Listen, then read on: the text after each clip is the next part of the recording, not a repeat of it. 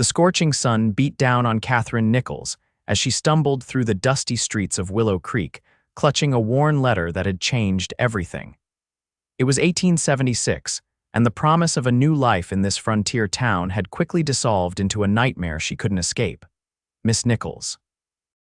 A gruff voice called from behind. She quickened her pace, heart hammering against her ribs. Samuel Dawson, the man who'd turned her life upside down, was not someone she wanted to face today or ever again. Katherine had arrived in Wyoming territory just 3 months prior, answering an advertisement for a schoolteacher position. At 22, with no family left in Boston after her parents' passing, the opportunity had seemed like providence. The town council had welcomed her warmly, and for a few weeks, she'd believed she'd found her place in the world.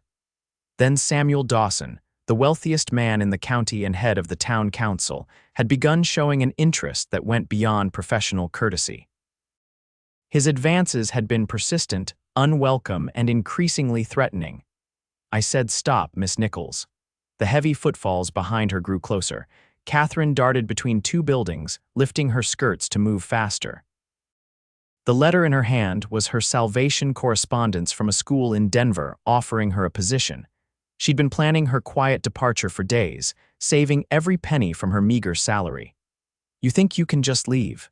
Dawson appeared at the end of the alley, blocking her path.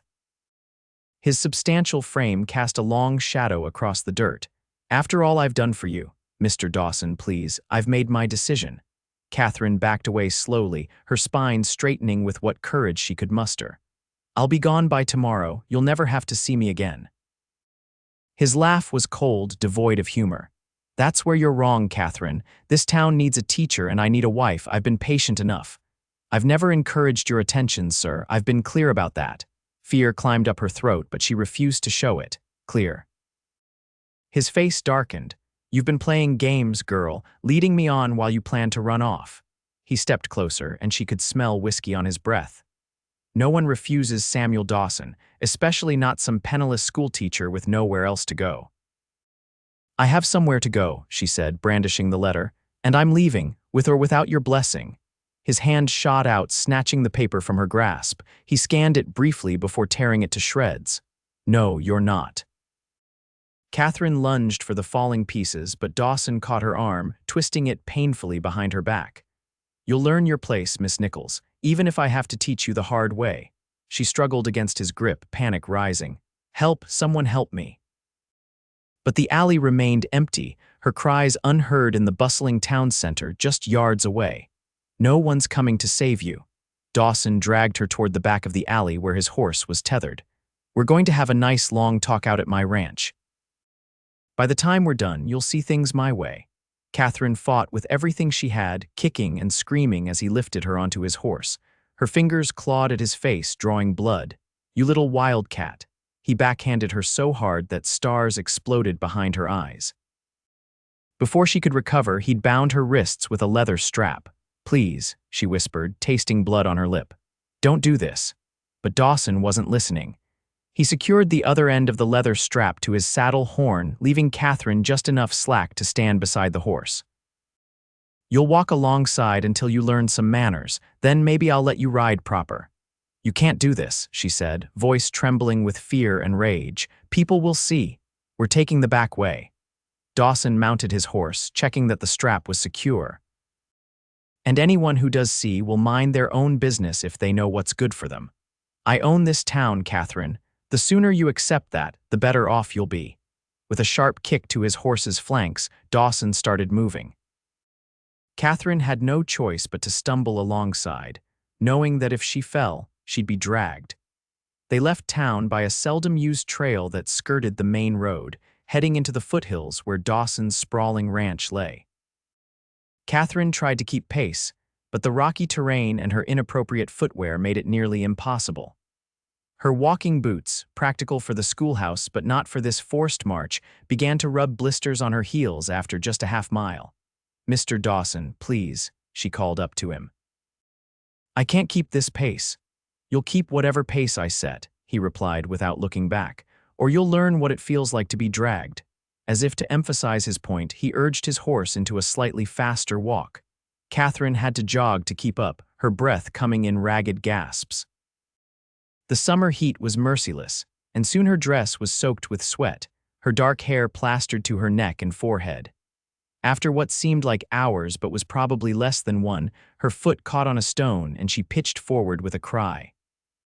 The strap yanked taut as she fell, and Dawson didn't stop. The rough ground scraped her palms and knees as she was dragged several yards before she could scramble back to her feet. "That's just a taste," Dawson called back, finally slowing his horse. "Next time I won't stop so quick." Katherine's palms were bleeding, her dress torn at the knees. She bit her lip to keep from sobbing, refusing to give him the satisfaction. The school teacher in her, the one who'd faced down unruly boys twice her size, straightened her shoulders despite the pain. "You'll hang for this," she said, loud enough for him to hear. Dawson reined his horse around so quickly that Katherine nearly collided with the animal's flank. He leaned down, his face inches from hers. "Who's going to hang me? The sheriff. He works for me. The judge. He plays poker at my table every Thursday." His eyes narrowed. "No one's coming to save you, Katherine. The sooner you accept that, the easier this will be." With that, he turned his horse and continued, setting an even faster pace. Katherine struggled to keep up, her legs burning with exertion.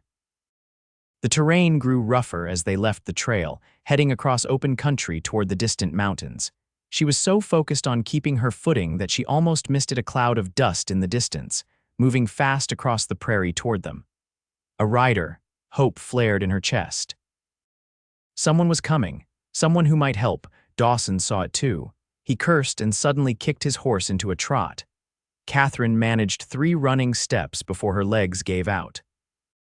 She hit the ground hard, and then there was only pain as her body bounced and rolled over the rocky earth, the leather strap unyielding at her wrists. "Stop," she screamed, but her voice was lost in the thundering of hooves and the rushing of blood in her ears. Stones and brush tore at her clothes and skin. She tried to curl into a ball to protect herself, but the movement of the horse kept jerking her limbs outward. Through the haze of pain and dust, she saw the rider growing closer, moving at a full gallop now. A man on a powerful black stallion, leaning low over his horse's neck as if racing the devil himself. "Help," Katherine managed to call out, though she doubted her voice carried over the distance. Dawson glanced back, saw her being dragged, and finally pulled his horse to a stop. But instead of helping her up, he reached for the rifle in his saddle's scabbard, turning to face the approaching rider. "This doesn't concern you, stranger," he shouted as the rider drew near. "Ride on if you know what's good for you." Katherine lay in the dirt, every inch of her body screaming in pain. Blood trickled from a dozen small cuts, and her dress was in tatters. Through dust-caked lashes, she watched as the stranger pulled his horse to a stop about 20 yards away. He was tall and lean, his face shadowed beneath a wide-brimmed hat. A bandana covered the lower half of his face, protection against the dust of hard riding. All she could see clearly were his eyes piercing blue even at this distance. "Looks like you're mistreating that lady," the stranger said, his voice deep and steady. "I can't ride on from that." "This is my property," Dawson said, gesturing toward Katherine with the barrel of his rifle, "and I'll handle her as I see fit." The stranger's eyes narrowed, taking in Katherine's bound wrists and battered body. "No man's property from where I'm standing." His hand rested casually near his holstered revolver. "Cut her loose, or what?" Dawson laughed, but there was an edge to it. "You planning to die for some schoolmarm you don't even know?" Katherine tried to push herself up, but her arms gave way beneath her. The world spun alarmingly, and she thought she might be sick. The leather strap bit into her raw wrists, and she could feel warm blood trickling down her hands. "Last chance," the stranger said, and something in his tone made Dawson hesitate. "Cut her loose and ride away, and we'll call it square." For a moment, Katherine thought Dawson might comply. His eyes darted between her and the stranger, calculating his odds. Then his face hardened, and he swung the rifle toward the stranger. The shot echoed across the prairie before Katherine realized what was happening. She screamed, certain she was about to witness a murder, but it was Dawson who jerked in his saddle, the rifle falling from his grasp. He clutched at his right shoulder where a dark stain was rapidly spreading across his shirt. "You shot me," he gasped, more in shock than pain. Be grateful I'm not aiming to kill, the stranger said, his revolver still trained on Dawson. Now get down and cut her loose, or the next one goes somewhere more permanent. Dawson slid awkwardly from his saddle, his face pale beneath its weather-beaten tan. He stumbled toward Katherine, pulling a knife from his belt with his good hand. This isn't over, he hissed as he knelt beside her, sawing at the strap. Not by a long shot. Don't threaten her, the stranger said, dismounting in one fluid motion. He approached slowly, his revolver never wavering from Dawson's back. Just cut and go. The leather parted, and Katherine's hands fell limply to the ground. The relief was immediate and agonizing, blood rushing back into fingers that had gone numb. Dawson stood, backing away toward his horse. You've made a powerful enemy today, he said, addressing the stranger but looking at Katherine with such hatred that she shrank back. Both of you, wouldn't be the first time, the stranger replied evenly. Now ride. Dawson mounted awkwardly, his wounded arm held tight against his body. With a final venomous glare, he kicked his horse into a gallop, heading back toward town. The moment he was gone, the stranger holstered his weapon and knelt beside Katherine. Up close, she could see that he was younger than she'd first thought, perhaps in his late 20s, with a day or two's worth of stubble darkening his jaw. He pulled the bandana down, revealing a face that was all angles and planes, handsome in a rugged way. Can you move? He asked, his voice gentler now. Are you badly hurt? Katherine tried again to sit up, and this time he supported her with a strong hand at her back. Every inch of her body protested the movement. I don't know, she managed, her voice a hoarse whisper. Everything hurts. He nodded, his eyes taking in her injuries with careful assessment. You've been through hell, madam, but nothing looks broken that I can see. He reached for his canteen, uncorking it and holding it to her lips. Small sips. The water was warm but clean, and Katherine hadn't realized how desperately thirsty she was until that first swallow hit her throat. She had to force herself to follow his instructions and not gulp it down. Thank you, she said when she'd had enough. You saved my life, mister. Vincent, he said. Vincent Reeves, and you're welcome, though I'm sorry I didn't come along sooner.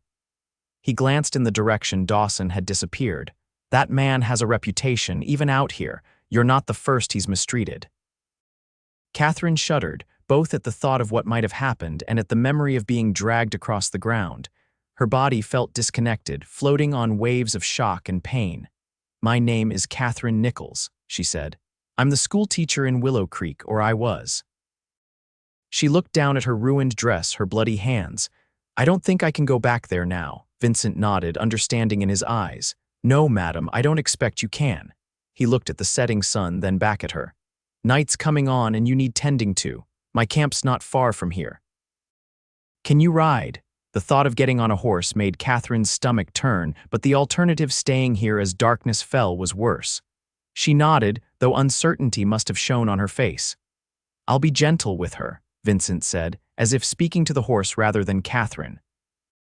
He whistled sharply, and his black stallion trotted over. And Shadow here has a smoother gait than most. He'll take care of you. With careful movements that belied his strength, Vincent helped Katherine to her feet. Her legs nearly buckled, and he caught her against his chest, steadying her until the dizziness passed. Easy now, he murmured, so close that she could feel his breath against her hair. Take your time. Katherine became acutely aware of how inappropriate their position was, a strange man holding her so intimately, her dress in tatters around her. But propriety seemed a distant concern compared to survival. I think I can stand now, she said. Though she made no immediate move to leave the safety of his arms, Vincent released her slowly, making sure she was stable before stepping back. Let me help you up, he said, leading her to his horse. With practiced ease, he lifted her onto the saddle, adjusting her torn skirts as modestly as possible before mounting behind her. His arms came around her to take the reins, creating a secure circle that Katherine found herself leaning into despite her best intentions. The warmth of him at her back was comforting after the terror of the day. It's about 15 minutes to my camp, he said, his voice rumbling against her shoulder. Try to rest if you can. You're safe now, safe. The word seemed foreign after the events of the day. But as Vincent guided the horse at a gentle walk across the prairie, Katherine found herself believing it might be true. Her body still throbbed with pain, and her future had never been more uncertain, but for this moment, at least, she was safe. The sun was sinking toward the horizon, painting the vast Wyoming sky in shades of gold and crimson. In another life, one where she hadn't just been dragged behind a horse and rescued by a handsome stranger, Katherine might have appreciated the beauty. Now she simply closed her eyes, letting the steady rhythm of the horse's gait and Vincent's solid presence lull her into a state somewhere between wakefulness and sleep. "We're here," Vincent's voice pulled her back to consciousness. She blinked, surprised to find that the landscape had changed. They were in a small clearing surrounded by cottonwood trees, with a creek bubbling nearby. A simple camp was set up under the largest tree, a bedroll, a small fire pit, and supplies neatly arranged. Vincent dismounted first, then reached up to help her down.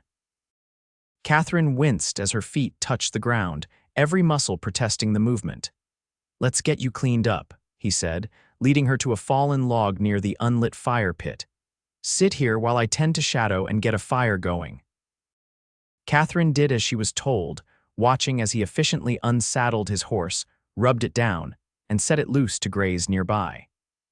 He moved with the easy confidence of a man accustomed to taking care of himself, gathering firewood and starting a small blaze with practiced motions. Within minutes, he had water heating in a battered coffee pot. "May I?" he asked, kneeling before her with a clean bandana and the pot of warm water. At her nod, he gently took one of her hands, examining the raw wrists and scraped palms. His touch was surprisingly gentle for such a weathered man. "These need cleaning to prevent infection. It'll sting." Katherine nodded, bracing herself. The warm water did sting, but Vincent worked quickly and efficiently, cleaning away the dirt and dried blood before applying a salve from his saddlebags that smelled strongly of herbs. "My mother's recipe," he explained as he wrapped clean strips of cloth around her wrists. "Better than anything you can buy in town."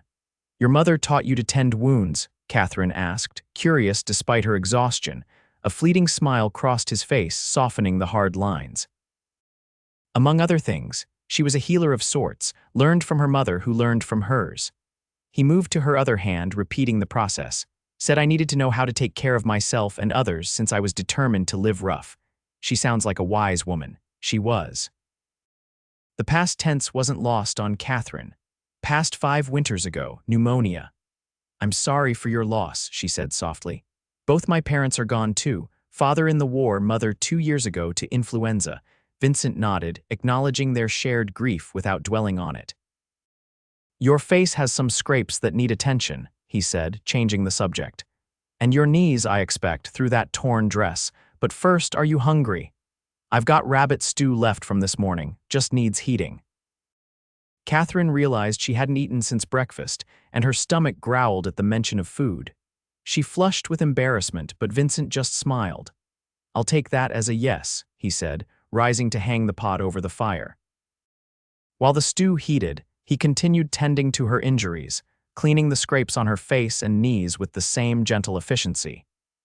His fingers were calloused but careful, and Katherine found herself studying him as he worked.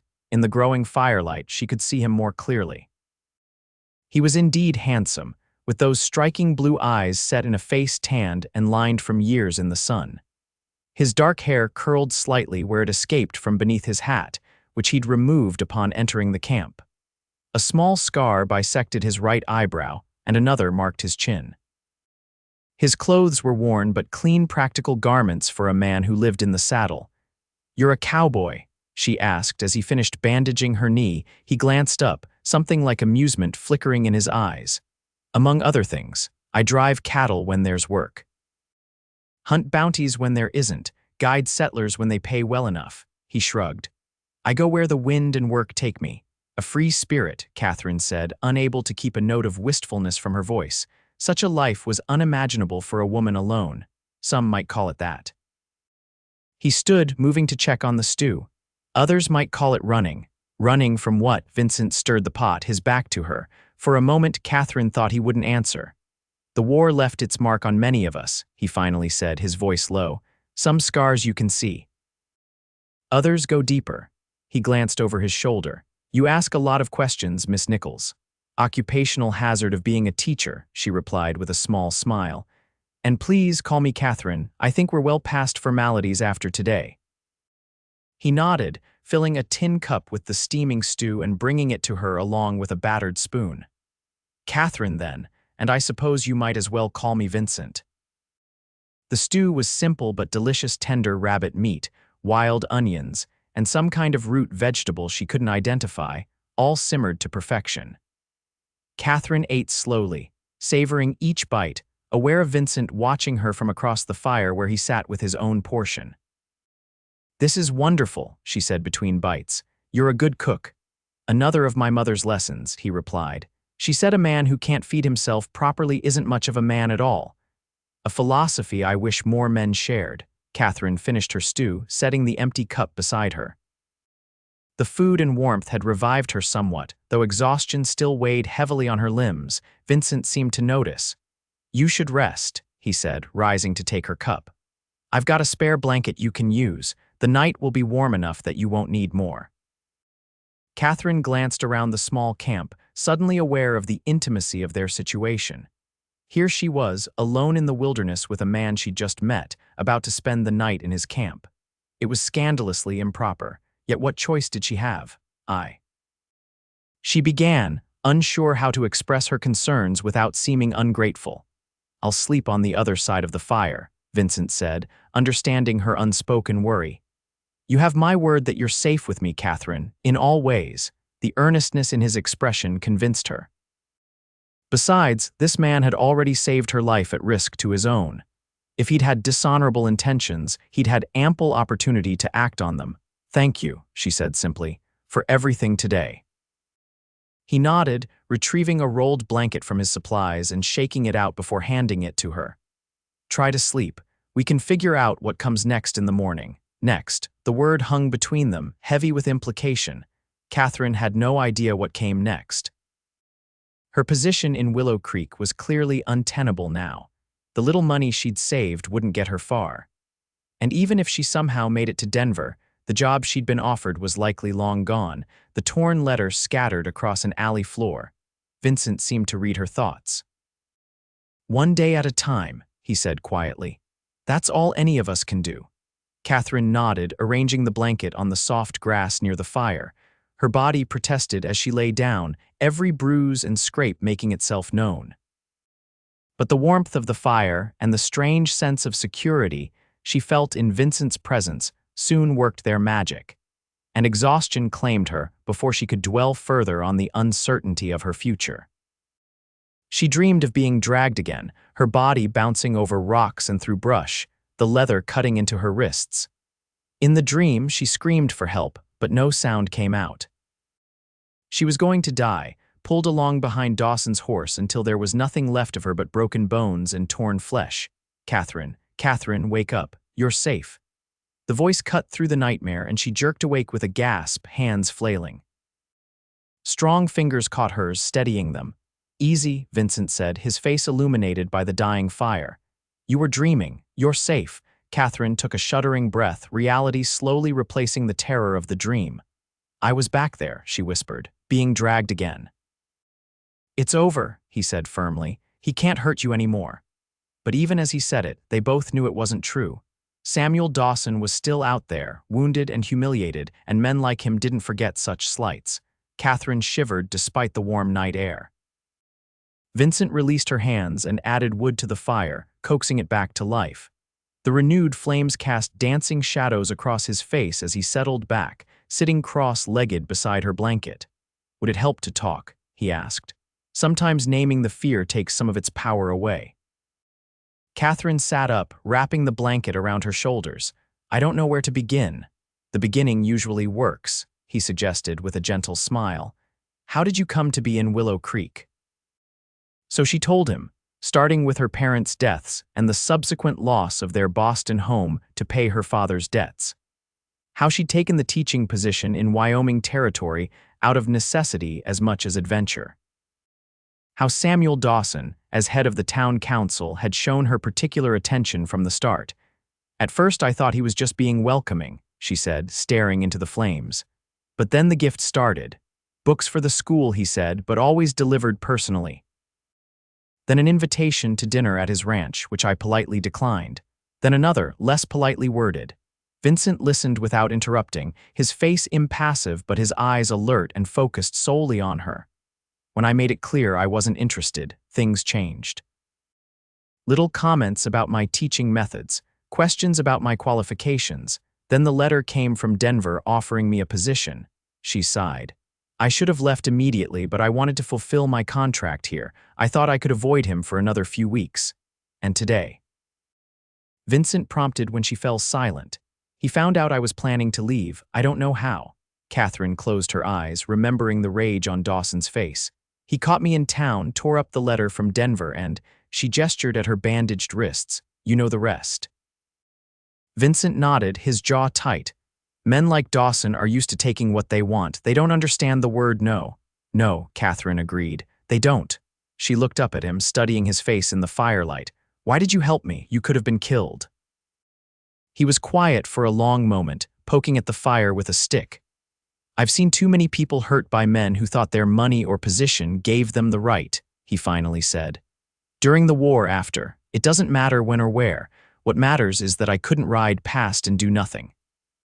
Not and still face myself in the morning. There was a story there, Katherine sensed, one he wasn't ready to share. She didn't press. Well, I'm grateful, she said simply. Though I don't know what I'll do now, I can't go back to Willow Creek. No, Vincent agreed. That would be unwise. Dawson won't have taken kindly to being shot, and he'll be looking for revenge. He considered for a moment. There's a town about 3 days' ride from here, Clearwater. It's smaller than Willow Creek, but growing. Might be they could use a schoolteacher. Hope flickered in Katherine's chest. Do you think so? Worth finding out. He poked at the fire again. I could take you there if you'd like. Make sure you arrive safely. The offer surprised her, though perhaps it shouldn't have. This man had already gone well out of his way to help her. I couldn't ask that of you, she said. You've done more than enough already. You didn't ask, I offered. Vincent met her eyes across the fire. Unless you've got a better plan, Katherine had to admit she didn't. The thought of traveling alone through the territory with Dawson potentially looking for her was terrifying. And while she prided herself on her independence, she wasn't foolish enough to think she could make such a journey safely on her own. If you're sure it's no trouble, she said hesitantly. It's no trouble. Vincent stood, brushing off his pants. Get some more sleep if you can. We'll head out at first light. As he moved back to his own blanket on the far side of the fire, Katherine called after him softly. Vincent, he paused, looking back at her. Yes, thank you, truly. He nodded once, the firelight catching in his eyes. You're welcome, Katherine, truly. This time when sleep claimed her, no nightmares followed. Instead, Katherine dreamed of open roads and possibilities, and a pair of steady blue eyes watching over her. The sky was just beginning to lighten when Katherine woke again, her body stiff and aching from the previous day's ordeal. Despite the discomfort, she felt more rested than she would have thought possible. Vincent was already up, tending to a small fire and brewing coffee in a battered pot. Morning, he said, noticing her stirring. How are you feeling? Katherine sat up gingerly, taking stock of her injuries. Every muscle protested, and the scrapes on her palms and knees burned beneath their bandages. Like I was dragged behind a horse, she said with a wry smile. A corner of Vincent's mouth lifted in response. Fair enough. He poured steaming coffee into a tin cup and brought it to her. This might help, it's strong. The coffee was indeed strong, black as pitch and bitter, but the warmth and caffeine were welcome.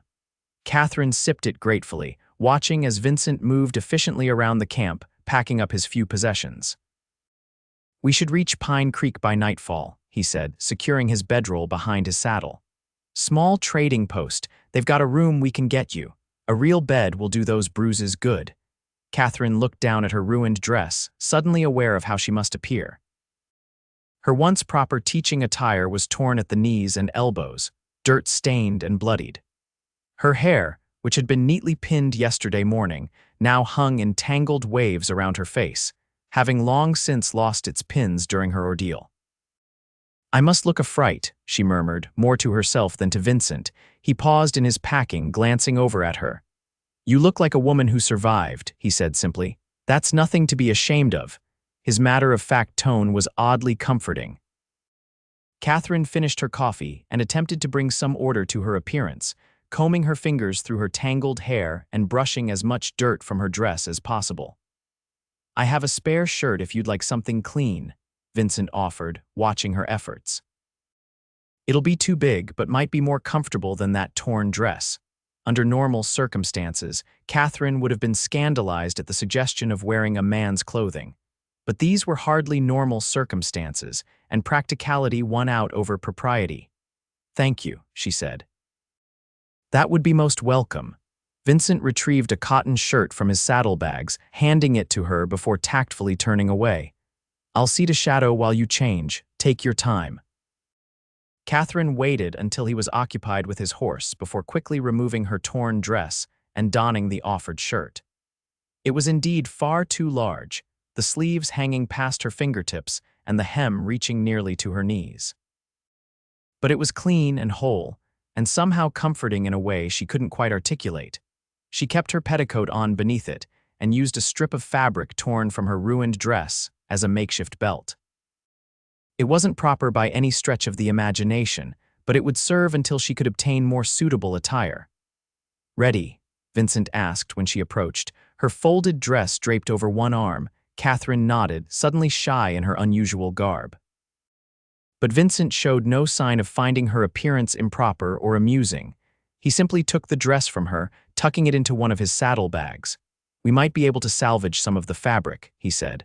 "Waste not, want not, as my mother used to say."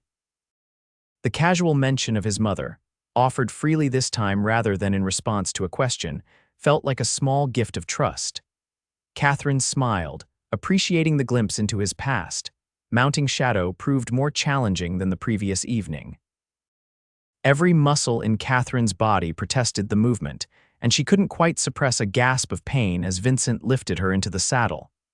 "The first day after is always the worst," he said, swinging up behind her with an ease she envied. "You'll feel better tomorrow." "Is that the voice of experience speaking?" she asked as they set out, the rising sun painting the eastern sky in shades of pink and gold. "Let's just say this isn't my first encounter with the morning after a rough day," he replied, a hint of humor in his voice.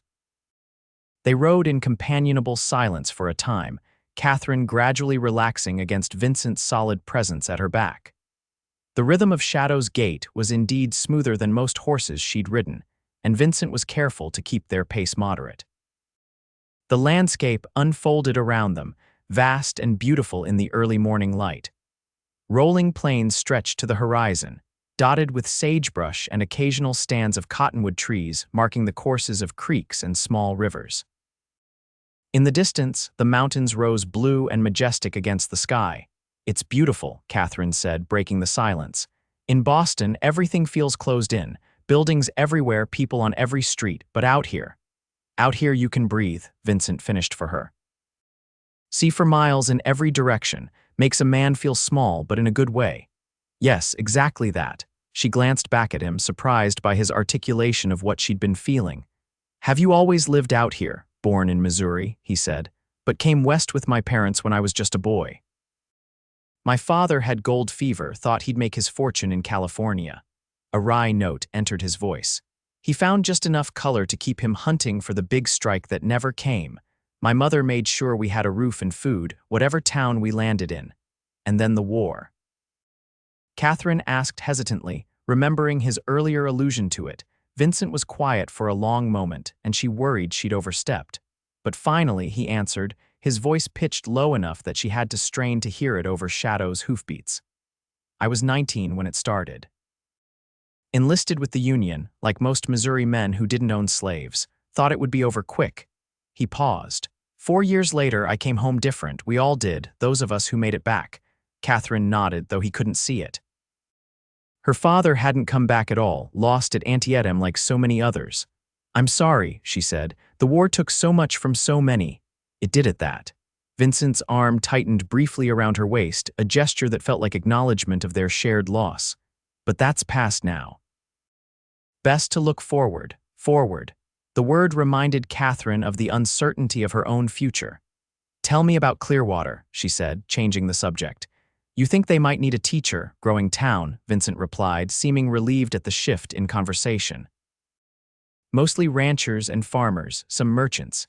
Last time I passed through, they were talking about building a proper school, had the children meeting in the church until then. That sounds promising. Katherine allowed herself a small flutter of hope. I have good references from my position in Boston, assuming Dawson hasn't poisoned my reputation in the territory.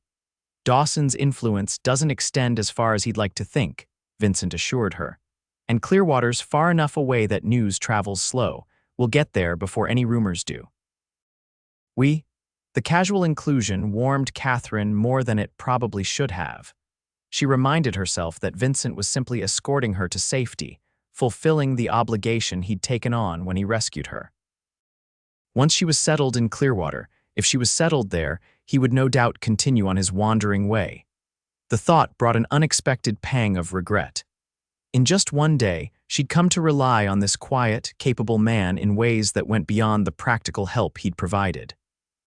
There was something about Vincent Reeves that made her feel safe, and not just because he'd proven handy with a revolver when needed. They stopped at midday by a small creek to rest shadow and eat a simple meal of jerky and hardtack that Vincent produced from his saddlebags. Katherine winced as she dismounted, her muscles stiff from the morning's ride. Walk a bit if you can, Vincent advised, leading Shadow to the creek to drink. Loosen those muscles before they seize up entirely. Katherine did as suggested, pacing slowly along the creek bank. Each step was painful at first, but gradually the movement helped ease some of the stiffness. The water looked cool and inviting, and she knelt carefully to splash some on her face and hands. "May I ask you something?" she said when Vincent joined her, filling his canteen from the clear water. He glanced at her, one eyebrow raised in question. "You may ask, can't promise I'll answer." "Fair enough." Katherine hesitated, framing her question carefully. "You said you go where the wind and work take you. Don't you ever want something more settled?" Vincent considered the question, taking his time as he corked the filled canteen. "Used to think I might settle someday," he finally said. "Have a place of my own, maybe some cattle, a family." He shrugged, the gesture almost too casual. "War has a way of changing a man's expectations." "How so?" He looked out across the creek, his gaze distant. "Some men aren't made for peace, Katherine, or maybe peace isn't made for them." He stood, offering her a hand up. "We should keep moving if we want to reach Pine Creek by nightfall." Katherine accepted both his hand and the clear change of subject, sensing he'd shared as much as he was willing to for now.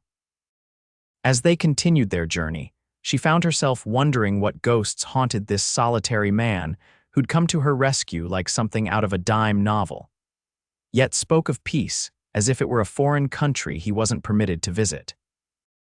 The afternoon passed in alternating periods of conversation and comfortable silence.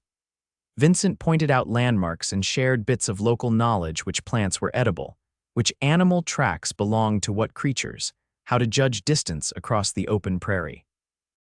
Katherine, in turn, told him about her life in Boston, her years at the women's seminary where she'd trained to be a teacher, and her dreams of someday opening a school of her own. "Girls need education just as much as boys," she said passionately as they crested a small rise. "More, perhaps, since they have fewer opportunities in life. Knowledge is the great equalizer." "Can't say I've thought much about it," Vincent admitted, "but it makes sense the way you put it. My mother would have agreed with you. She taught herself to read from the Bible and insisted I learn my letters even when we were moving from camp to camp." "She sounds remarkable," Katherine said. "I wish I could have met her." "She'd have liked you," Vincent said, and something in his tone made Katherine's heart beat a little faster. "She always said I needed someone with sense to keep me on the straight and narrow." Before Katherine could respond to this intriguing statement, Vincent pointed ahead to where a thin column of smoke rose against the darkening sky. "Pine Creek," he said. "We'll be there before full dark." The trading post turned out to be little more than a collection of rough buildings clustered around a central store and saloon. But after a day in the saddle, it looked as welcoming to Katherine as any fine Boston hotel. Vincent led them directly to the largest building, dismounting before helping Katherine down.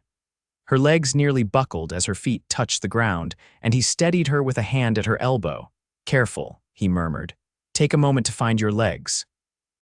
The door to the building swung open, spilling yellow lamplight into the gathering dusk. A burly man with an impressive gray beard filled the doorway, a shotgun held casually in one hand. "We're closed for the night, strangers," he called. "Open again at sunrise." "Evening, Jeremiah," Vincent called back. "It's Reeves, been a while." The man squinted into the dimness, then lowered his shotgun with a booming laugh. "Vincent Reeves, as I live and breathe, thought you might be dead, it's been so long." His gaze shifted to Katherine, his bushy eyebrows rising.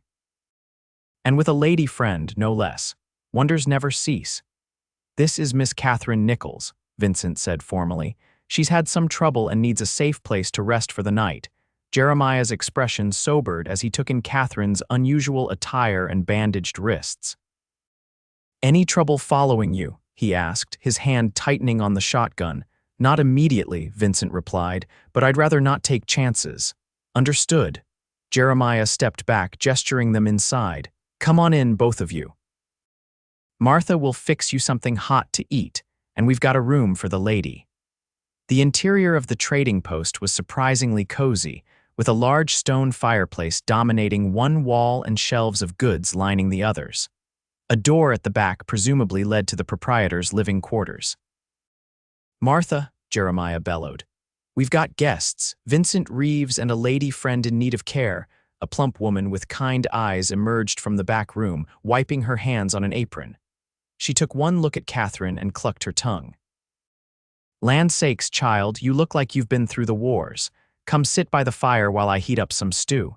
She turned to Vincent, giving him a quick once-over. "And you're as thin as ever, Vincent Reeves. Don't they feed you wherever you've been roaming?" Vincent actually smiled, the expression transforming his face. "Hello, Martha. Good to see you haven't changed. Can't say the same for you. More gray in that hair than last time you passed through." She shooed them toward the fire. "Sit, both of you. Food first, then explanations." Katherine found herself settled in a comfortable chair near the fire, a bowl of hearty stew in her hands and a cup of surprisingly good tea at her elbow. Vincent sat nearby, deep in quiet conversation with Jeremiah while both men ate. Martha fussed over Katherine, bringing her a warm washcloth for her face and hands and promising a proper bath once she'd eaten. "That shirt's seen better days," the older woman said, eyeing Vincent's oversized garment on Katherine's frame. "I've got a spare nightdress and maybe a skirt and blouse that might fit you if you don't mind secondhand." "That's very kind," Katherine said gratefully. "I'd be most appreciative." Martha patted her shoulder. "Any friend of Vincent's is welcome here. That boy saved Jeremiah's life back in '67 when a pair of deserters tried to rob the store. We don't forget such things." Katherine glanced at Vincent, adding this new piece of information to what little she knew about him. He caught her looking and gave a small shrug, as if to say it was nothing worth mentioning. Later, after the promised bath in a copper tub behind a screen in Martha's kitchen, Katherine found herself in a clean nightdress and robe, her hair washed and combed. Martha had provided salve for her injuries and fresh bandages for her wrists. "The room at the top of the stairs is yours for the night," Martha told her, leading the way. "It's small but clean. Vincent will sleep in the storeroom, so you needn't worry about propriety." "Thank you for your kindness," Katherine said as Martha showed her into a tiny but indeed clean room with a narrow bed and a small window overlooking the main street. "I don't know how I can repay you." "Nonsense," Martha said firmly. "Any decent person would do the same." Besides, Vincent explained a bit about what happened. "That Dawson fellow sounds like he got exactly what he deserved." She patted Katherine's hand. "Sleep well, dear, you're safe here." After Martha left, Katherine sat on the edge of the bed, marveling at how much her life had changed in just over 24 hours. Yesterday morning, she'd been a respectable schoolteacher with a position and plans. Now she was a fugitive of sorts, fleeing a man who'd tried to abduct her, dressed in borrowed clothes and dependent on the kindness of strangers, and Vincent. Her thoughts circled back to him as they had throughout the day. What kind of man risked his life for a stranger, then continued to protect her with such calm competence? And why did the thought of parting ways with him in Clearwater fill her with such unease? A soft knock at the door interrupted her musings. She tightened the borrowed robe around her nightdress before calling. "Yes, it's Vincent," came the low reply. "May I speak with you a moment?" Katherine hesitated only briefly before opening the door. Vincent stood in the hallway, his tall frame seeming too large for the confined space. He'd clearly washed up as well, his face clean-shaven and his dark hair damp at the temples. He'd changed into a fresh shirt, and Katherine found herself noticing the breadth of his shoulders in a way that wasn't entirely proper. "I wanted to check that you have everything you need," he said. "And to tell you that Jeremiah's sending word to a friend in Clearwater tomorrow to inquire about the teaching position. We should know more by the time we arrive." "Thank you," Katherine said, genuinely touched by his continued thoughtfulness. "I have everything I need. Martha has been very kind." Vincent nodded, seeming about to turn away, but then he paused. "Katherine," he said, using her first name with a deliberateness that sent a small shiver through her. "I want you to know that if Clearwater doesn't work out, we'll find somewhere else. You won't be left without options." The promise, so simply stated, brought unexpected tears to Katherine's eyes. In a world that had often left her to fend for herself, this man's steady support was a gift she hadn't known to hope for. "Thank you, Vincent," she said softly, "for everything."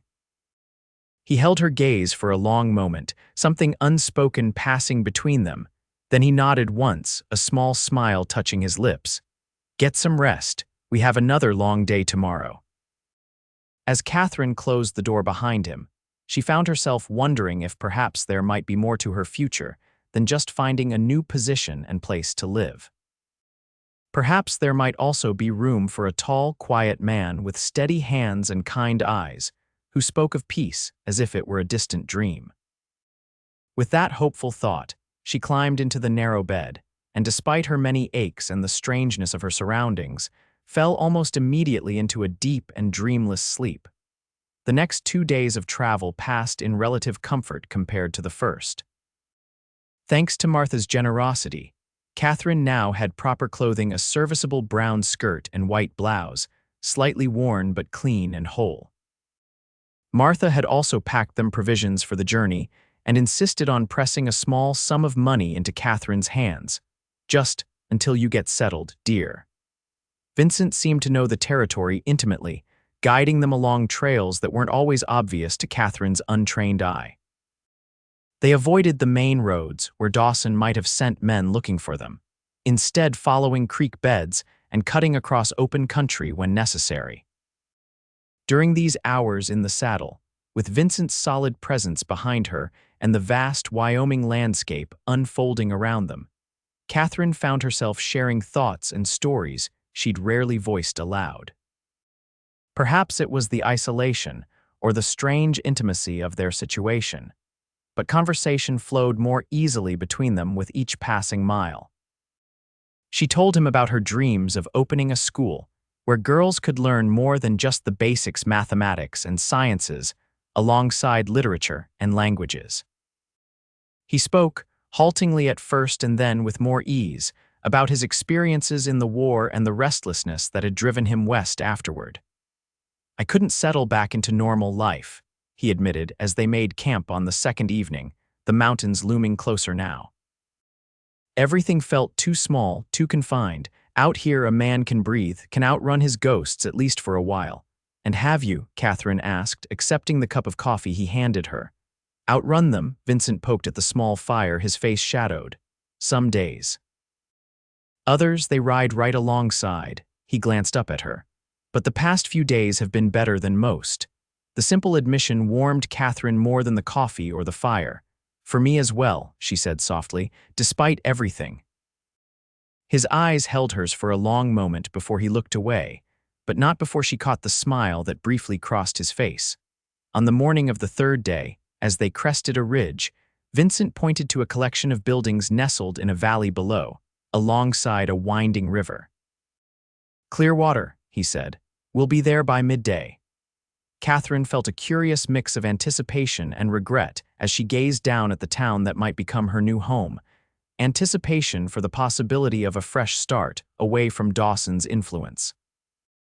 Regret because their arrival would mean an end to this strange, intimate journey with Vincent. "It looks peaceful," she said, trying to focus on the positive. "It is, mostly," Vincent agreed. "Good people from what I've seen.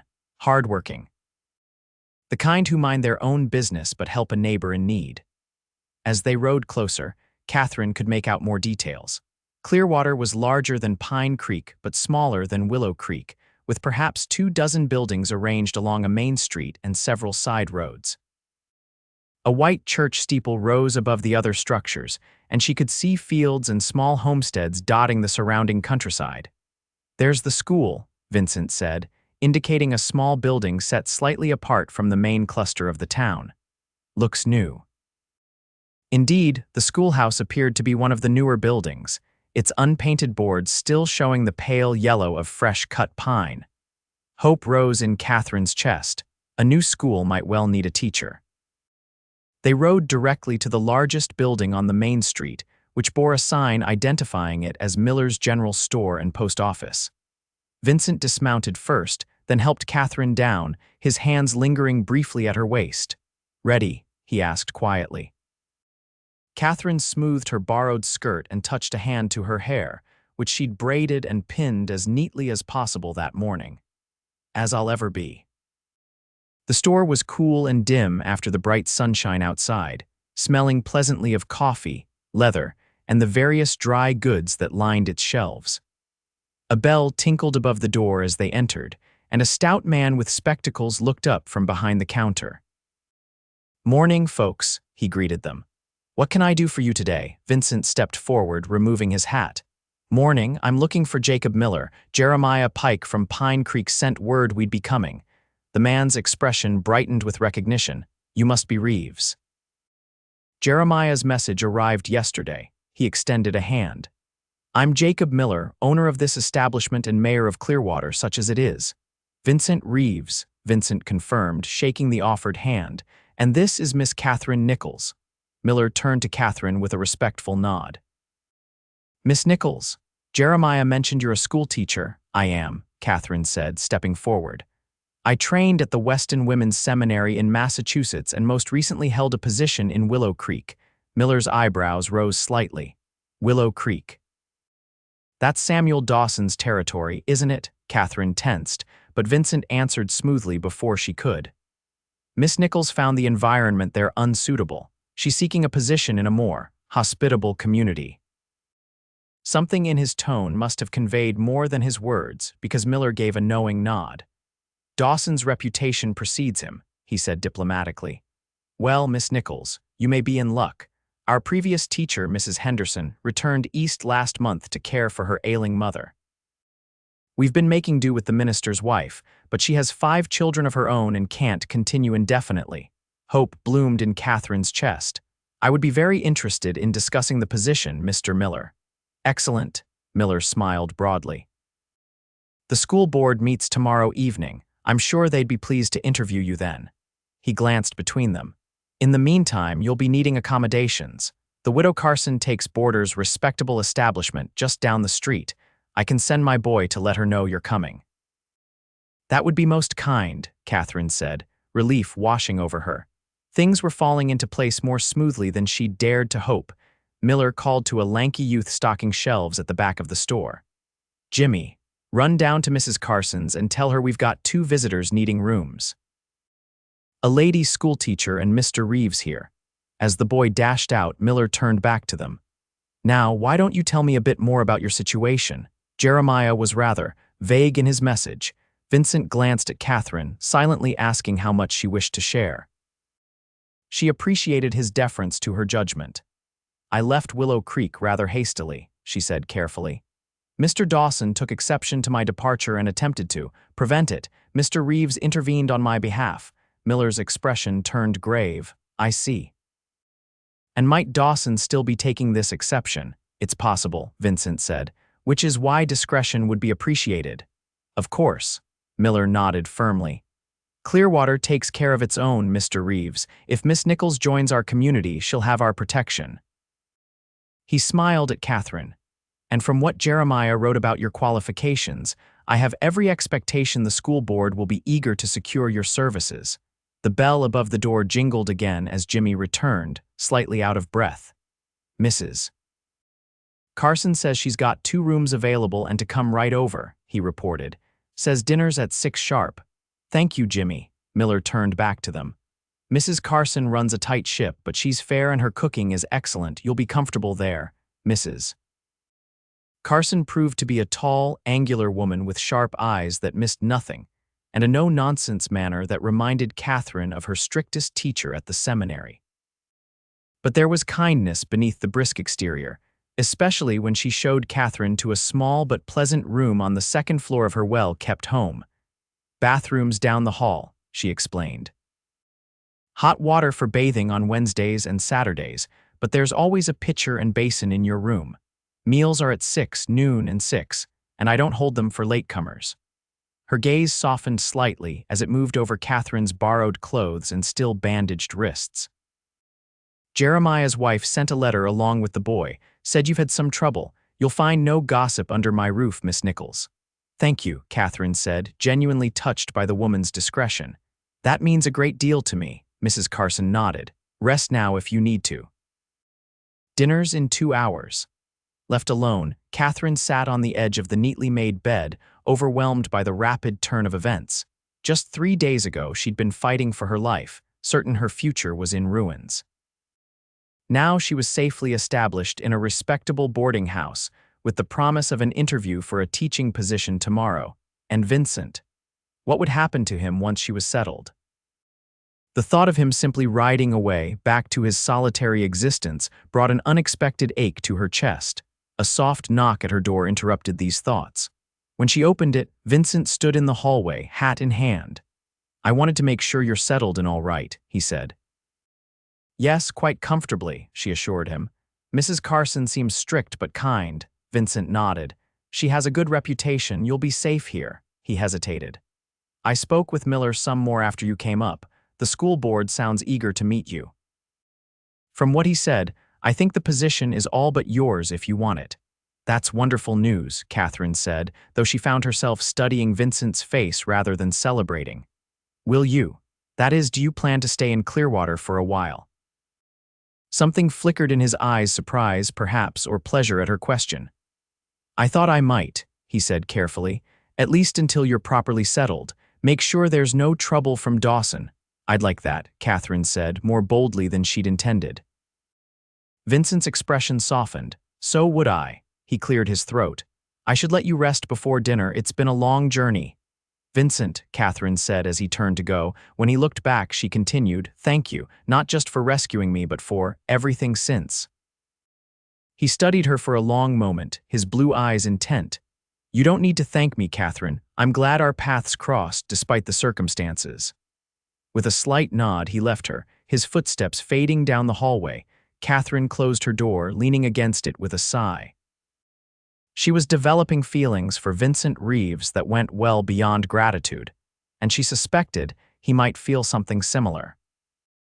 But what future could there be between a schoolteacher seeking stability and a man who, by his own admission, couldn't outrun his ghosts long enough to settle in one place? Tomorrow would bring the school board interview and, hopefully, a secure position. Beyond that, Katherine couldn't predict. But for the first time since leaving Boston, she felt a glimmer of hope that she might find not just safety and employment in Clearwater, but perhaps something more precious still. The next day passed in a blur of activity as Katherine prepared for her interview with the school board. Mrs. Carson, learning of her limited wardrobe, introduced her to the local seamstress, who had a nearly completed dress she could alter to fit Katherine by that evening. Miller's wife, a friendly woman with a ready smile, invited her to inspect the schoolhouse and review the previous teacher's notes and materials. Vincent accompanied her on these errands, a quiet, supportive presence at her side. Several times, Katherine caught him watching her with an expression she couldn't quite decipher, thoughtful, perhaps, or wondering. Each time, he would smile slightly when their eyes met, neither apologizing for his attention nor explaining it. The school board interview that evening went even better than Katherine had hoped. The 5 members Miller, the minister, the town doctor, and two local ranchers asked thoughtful questions about her teaching methods and experience. They seemed particularly impressed by her ideas for expanding the curriculum to include more advanced subjects. "We've got 16 children enrolled currently, ages 6 to 15, Miller explained. "Most of the older ones can only attend when farm work allows, especially the boys." "I understand," Katherine assured them. "I'm accustomed to adapting lessons to accommodate varying attendance and different levels of advancement." By the end of the hour-long discussion, it was clear that the position was hers if she wanted it. The salary they offered was modest, but included the use of a small cabin near the school that had been built specifically for the teacher. "It's nothing fancy," Dr. Wallace, the town physician, told her. "Just 2 rooms and a lean-to kitchen, but it's weather tight and private." "It sounds perfect," Katherine said sincerely. After boarding houses and rented rooms, the thought of having a place that was truly her own, however small, was immensely appealing. "Then it's settled," Miller said, beaming. "Miss Nichols, we'd be pleased to offer you the position of teacher at Clearwater School, effective immediately. School is currently on summer recess, but will resume the first Monday in September, giving you just over a month to prepare." As they walked back to Mrs. Carson's in the gathering dusk, Vincent quiet beside her, Katherine felt almost light-headed with relief and happiness. "I can't quite believe it," she said, breaking the comfortable silence between them. "Yesterday I had nothing, no position, no home, no future to speak of. And now—" "And now you have all 3, Vincent finished for her, a smile in his voice. "You deserve it, Katherine. These people are fortunate to have found such a teacher for their children." She glanced up at him, warmed by his praise. "I have you to thank for it all. If you hadn't come along when you did." "But I did," he said simply. "No need to dwell on what might have been." They reached Mrs. Carson's front porch, but neither moved to enter the house. Instead, they stood in the soft summer twilight, the sounds of the small town settling for the night around them. "Will you stay?" Katherine asked finally, voicing the question that had been on her mind all day. "In Clearwater, I mean." Vincent looked out across the main street, his profile strong against the darkening sky. "I'm not much for staying anywhere long," he said slowly. "Never have been since the war." Katherine's heart sank at his words, though she'd expected nothing different. "I understand," she said, trying to keep disappointment from her voice. But he continued, turning to face her. "I find myself thinking about it, staying, that is." His eyes searched hers. For the first time in a long while, hope fluttered in Katherine's chest, delicate as a butterfly's wings. "What would you do if you stayed?" "Miller mentioned they're looking for someone to help run the livery stable," Vincent said. "The owner's getting on in years, needs a partner more than a hired hand. It's honest work with horses, which suits me well enough." He paused. "And it would mean being close by in case you needed anything." "In case Dawson comes looking for me, you mean," Katherine said. Understanding his unspoken concern, Vincent nodded. "Partly that, yes, but also—" He trailed off, seeming uncharacteristically uncertain. "Katherine, these past few days with you have been different, in a good way. I haven't felt so present, I suppose, in years, not since before the war." The admission, hesitant as it was, touched Katherine deeply. She understood what it cost this private man to speak so openly of his feelings. "I've felt it too," she said softly. "This connection between us, it's not just gratitude on my part, though I am eternally grateful for what you did. It's something more." Vincent reached out slowly, as if giving her time to withdraw, and took her hand in his. His palm was warm and calloused against her skin. "I'm not good with words," he said. "Never have been. But I know that the thought of riding away from here from you sits worse with me than the thought of putting down roots again." Katherine's heart raced at the touch of his hand and the meaning behind his words. "Then stay," she said simply. "At least for a while, see if Clearwater might be a place you could call home." The smile that crossed Vincent's face then was the fullest she'd seen, transforming his features from merely handsome to something that made her breath catch. "I think I'd like that," he said, "to see where this path leads us." They stood there on the porch, hands linked, the future opening before them like the vast Wyoming sky full of possibilities and promise, with room enough for both their dreams. The next few weeks passed in a whirlwind of activity as Katherine settled into her new life in Clearwater. The small cabin near the school became her home, sparsely furnished at first but gradually filling with items both practical and personal as her first month's salary allowed for modest purchases. Vincent, true to his word, took the position at the livery stable. Old Man Jenkins, the owner, was delighted to have someone with Vincent's knowledge of horses as a partner, and the arrangement seemed to suit them both. Vincent rented a room above the stable, giving him private quarters while keeping him close to the horses in his care.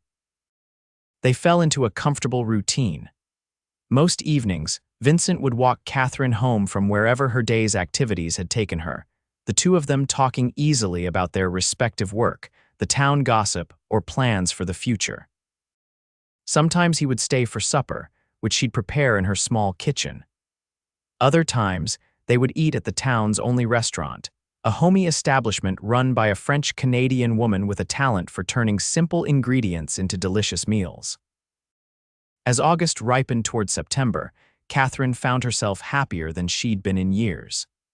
The people of Clearwater had welcomed her warmly, respecting her intelligence and valuing her role as their children's teacher. Her small home was becoming truly hers, with wildflowers in mason jars on the table and curtains she'd sewn herself at the windows. And Vincent. Vincent was slowly but surely becoming the center of her world in a way both thrilling and terrifying. Each day revealed new facets of this complex man: his dry humor, his profound knowledge of nature and wildlife, his gentleness with frightened horses and small children alike. She found herself watching for the moment his serious expression would break into that rare, transformative smile, usually prompted by something she'd said or done. For his part, Vincent seemed to be settling into Clearwater with surprising ease. The restlessness he'd spoken of was still there. She'd sometimes find him standing at her cabin door, looking out at the distant mountains with an expression that suggested his thoughts were far away. But increasingly, those moments were balanced by others where he seemed fully present and at peace. One evening in late August, just days before school was to begin, Vincent arrived at her cabin with a small wooden crate. A housewarming gift, he explained somewhat awkwardly as she invited him in. Or maybe a good luck gift for the start of school. Inside the crate were books, a dozen well-worn volumes of poetry, natural history, and mathematics. "I've picked them up here and there over the years," Vincent said as Katherine lifted them out reverently. "Thought they might be useful for your students, or for you." Katherine ran her fingers over the faded spine of a collection of Wordsworth poems. "These are wonderful, Vincent, thank you." She looked up at him, touched by the thoughtfulness of the gift. "But are you sure you want to part with them? They must have been companions on your travels." "They were," he agreed, watching her handle the books with a soft expression. "But I think they belong here now. With you." The simple statement held layers of meaning that made Katherine's heart beat faster. Was he saying that he too belonged here now, with her?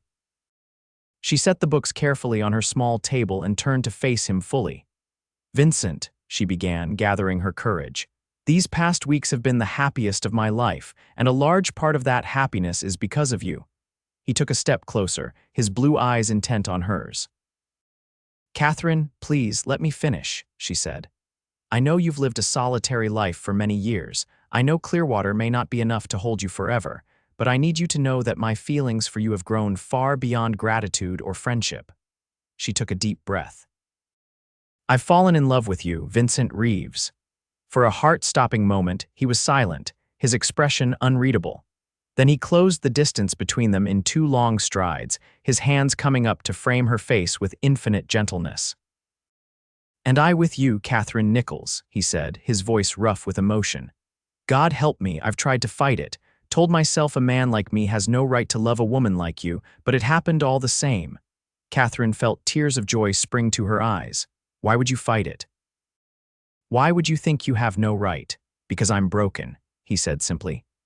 "The war left scars that may never fully heal, because I've spent years running from myself and everyone else.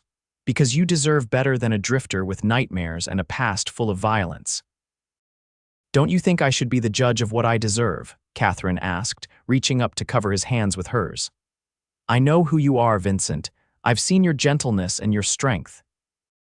Whatever scars you carry, they're part of what made you the man standing before me now, the man who risked his life for a stranger, who held me when I was broken and afraid, who has shown me nothing but respect and kindness since the moment we met." Vincent's thumbs brushed the tears from her cheeks. "You make me want to be worthy of you," he whispered. "You make me want to stop running."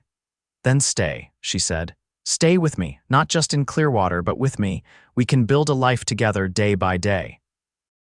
His answer was to lower his head and capture her lips in a kiss that was at once gentle and urgent, reverent and passionate. Katherine melted into him, her arms winding around his neck as she returned the kiss with all the love that had been growing in her heart these past weeks. When they finally parted, both breathless, Vincent rested his forehead against hers. "I love you, Katherine," he said. "And yes, I want to stay with you for as long as you'll have me." "That might be a very long time," she warned, a smile breaking through her tears. "I'm counting on it," he replied, and kissed her again. The day school began, Katherine stood nervously at the door of the one-room schoolhouse, greeting each of her 16 students by name as they arrived. She'd spent hours preparing lessons appropriate for each age group, arranging the room to facilitate learning, and selecting books and materials that would engage young minds. Vincent had helped her clean and ready the schoolhouse, repairing broken desks and shelves, washing windows, and even constructing a new blackboard stand when the old one proved wobbly. Now he stood across the street, leaning against the livery stable wall, watching with a smile as she welcomed her students. Later that evening, as they walked hand in hand along the river that gave Clearwater its name, Katherine recounted the day's successes and challenges. Vincent listened attentively, as he always did, offering observations and suggestions that revealed his own intelligence and insight. "You know," she said as they paused to watch the sunset paint the water in shades of gold and crimson, "I never properly thanked you for what you did that day. For cutting me loose and saving my life." Vincent turned to her, his expression serious. "You don't need to thank me, Katherine. I did what any decent man would have done." "But that's just it," she insisted. "Not every man would have. Most would have ridden past, minding their own business as Dawson expected. You didn't." He was quiet for a moment, his gaze on the flowing river. "When I saw you being dragged like that," he finally said, his voice low, "something in me just snapped. I'd seen too much suffering during the war, done things I'm not proud of, but in that moment, I knew I could do something right, something that might balance the scales a little." Katherine reached up to touch his face, turning it gently toward her. "You did more than balance scales, Vincent. You saved me in every way a person can be saved, and in doing so, I think perhaps you saved yourself as well." He captured her hand, pressing a kiss to her palm. "I think you're right about that. I was lost for a long time, Katherine, wandering without purpose or hope. But when I held you that day, feeling you shake in my arms, something changed. I wanted to be the kind of man who deserves a second chance, the kind of man who might deserve someone like you. You are that man," she said with quiet conviction. "You always were." As the sun slipped behind the mountains, Vincent drew her into his arms. "I have something to ask you," he said, a hint of nervousness in his voice that Katherine found endearing from such a typically composed man. "Yes," she encouraged when he hesitated. He reached into his pocket and withdrew a small object that caught the last rays of sunlight, a simple gold ring with a single small diamond. "It was my mother's," he explained as Katherine's breath caught. "I've carried it all these years, never thinking I'd find someone I'd want to give it to." His blue eyes met hers, vulnerable and hopeful at once. "Katherine Nichols, would you do me the honor of becoming my wife?" Joy burst in Katherine's chest like a summer sunrise. "Yes," she said without hesitation. "Yes, Vincent Reeves, I will marry you." The ring slid onto her finger as if it had been made for her, and then Vincent was kissing her, lifting her off her feet in his enthusiasm. Katherine laughed against his lips, feeling lighter than air in his strong arms. When he set her down again, they stood wrapped in each other's embrace, watching as the first stars appeared in the darkening sky. "I never thought I'd find a home again," Vincent murmured against her hair. "Not after everything. But you've given me that, Katherine, a home, a future. A reason to stop running. Katherine leaned against him, feeling his steady heartbeat beneath her cheek. And you've given me safety when I was in danger, hope when I had none, and love when I least expected it. She looked up at him, this man who had cut her loose and held her shaking body, who had protected her on the journey to safety, who had chosen to stay when staying went against every instinct he'd developed since the war. I love you, Vincent Reeves, she said, reaching up to touch the face that had become more dear to her than any other. And I promise to remind you of that every day for the rest of our lives. His smile, rare and beautiful, lit his face as he bent to seal that promise with a kiss. I'm counting on it, he whispered against her lips. Every single day. Katherine and Vincent were married in Clearwater's white clapboard church on a crisp autumn Saturday, with the entire town turning out to celebrate. Martha and Jeremiah made the journey from Pine Creek to stand as witnesses, bringing with them news that Samuel Dawson had suffered financial setbacks and legal troubles following his attempt to abduct Katherine. The law had finally caught up with him, it seemed, and he was no longer a threat to them or anyone else. The school flourished under Katherine's care, growing from 16 students to 24 by the following spring as word of her teaching methods spread to outlying farms. Vincent's partnership in the livery stable proved successful as well, with his expertise attracting business from ranchers across the county. They made their home in Katherine's small cabin at first, but by their first anniversary, they had purchased land on the outskirts of town and begun building a proper house, nothing grand, but spacious enough for the family they hoped to have. Vincent worked on it evenings and weekends, his hands that had once been instruments of war now creating a home, board by careful board. Their first child, a daughter they named Clara after Vincent's mother, arrived in the summer of 1878, followed by a son, James, 2 years later. Katherine continued teaching, bringing her babies to school with her when they were small, then entrusting them to Martha Jenkins, Old Man Jenkins' new wife, formerly Martha from Pine Creek, who'd moved to Clearwater after Jeremiah's passing, once they were a bit older. Vincent still had nightmares sometimes, waking in the dark with the war in his eyes. But Katherine would hold him then, her presence anchoring him to the present, to their life together. And gradually, those nights became fewer and farther between. Sometimes, when spring fever hit or the walls seemed to close in around him, Vincent would saddle Shadow, still going strong, though a bit gray around the muzzle now, and ride out for a day or two.